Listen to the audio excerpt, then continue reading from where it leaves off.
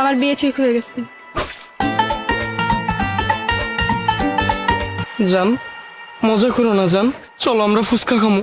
সত্যি সত্যি বিয়ে ঠিক হয়ে গেছে। সমস্যা কি তাইলে? মানা করে দাও। কালকেই আমার বিয়ে। কালকে বিয়ে মানে কি?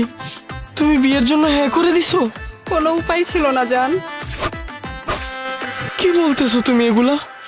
আমি তোমাকে ভালোবাসি না? তুমি এভাবে বিয়ে করে ফেললে তো আমি এলোমেলো হয়ে যাব জান।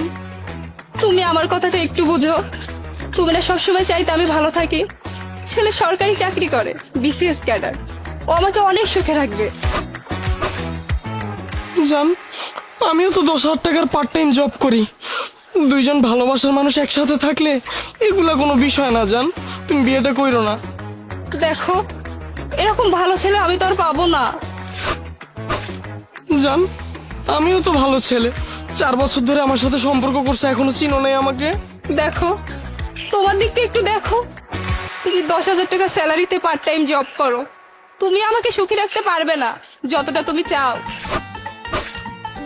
জান, 10,000 টাকা দিয়ে হয়তো বা এখন তোমাকে আমি ভালো রাখতে পারবো না, কিন্তু তুমি যদি আমার পাশে থাকো দেখবা এই 10,000 টাকাই একসময় 10 লাখ টাকা পরিণত হবে।